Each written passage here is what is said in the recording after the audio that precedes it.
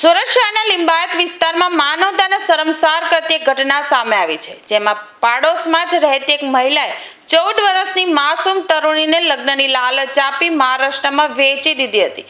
મળતી માહિતી મુજબ આરોપી મહિલા ફજ્જોએ પોતાની પાડોશમાં રહેતી સગીરાને વિશ્વાસમાં લીધી હતી અને સારા ઘરે લગ્ન કરાવી દેવાના બહાને તેને મહારાષ્ટ્ર લઈ ગઈ હતી. અહીં તેણે માનવતાની તમામ હદો વટાવી સગીરાનો સોદો કર્યો હતો.